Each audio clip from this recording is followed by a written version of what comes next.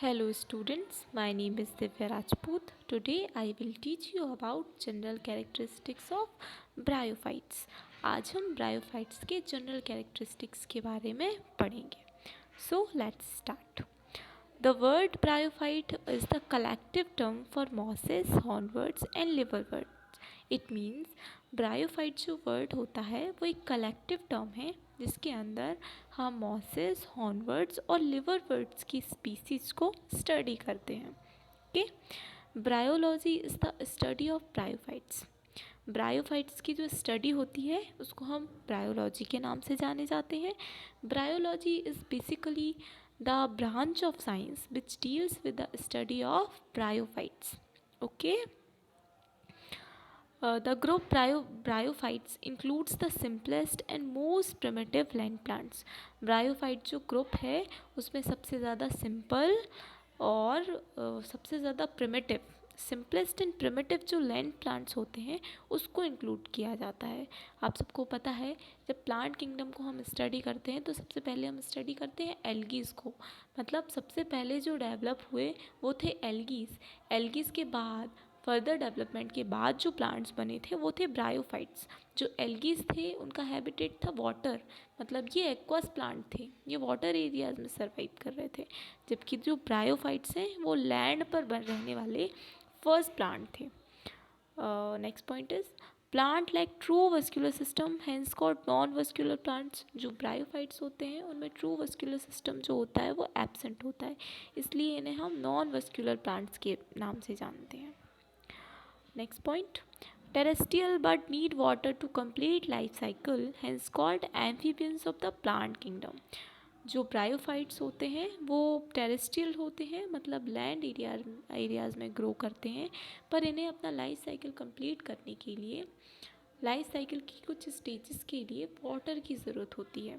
इसीलिए इन्हें हम प्लांट किंगडम का एम्फीबियंस के नाम से जानते हैं. जैसे कि जो एनिमल किंगडम होता है उसमें भी हम एम्फीबियंस को स्टडी करते हैं वर्टिब्रेट्स के अंदर, पर प्लांट किंगडम के अंदर हम जो एम्फीबियंस के नाम से जानते हैं वो होते हैं ब्रायोफाइट्स. ओके, ठीक है. Mostly grow in shady damp places. जो ब्रायोफाइट्स होते हैं वो शैडी डैम प्लेसेस में ग्रो करते हैं. ठीक है.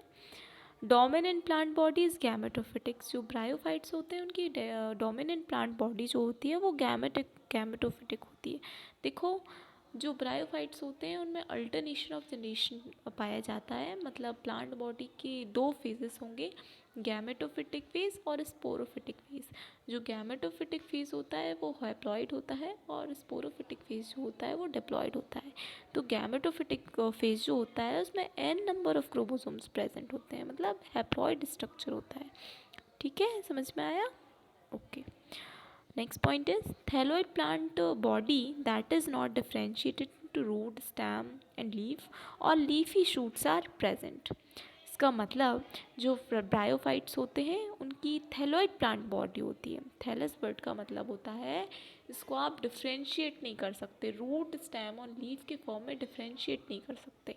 आप उसको देखकर ये पता नहीं लगा सकते कि इसके स्ट्रक्चर में क्या रूट है, क्या स्टेम है और क्या लीफ है.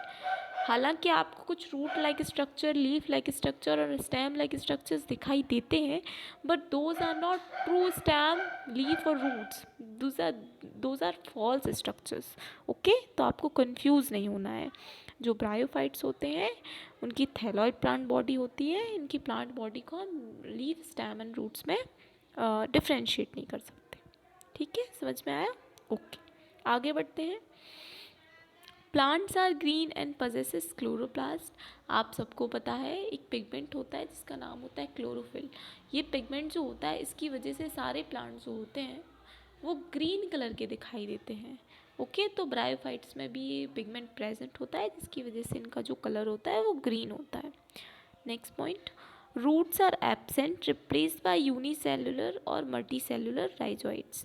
मैंने आपको बताया कि इनकी जो प्लांट बॉडी होती है वो थैलॉइड होती है, मतलब रूट, स्टेम और लीफ में डिफ्रेंशिएटेड नहीं होती, पर फिर भी आपको कुछ रूट लाइक स्ट्रक्चर दिखाई देते हैं जो कि यूनिसेलुलर भी हो सकते हैं और मल्टी सेलुलर भी हो सकते हैं. इन्हें आप राइजोइड्स के नाम से जानते हो. ठीक है, ये रूट्स नहीं होते, ये राइजोइड्स होते हैं.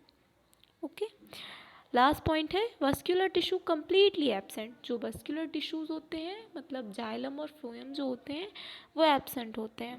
एक्चुअल में the function of xylem and phloem is transportation of minerals, waters and food, but they don't need any advance system.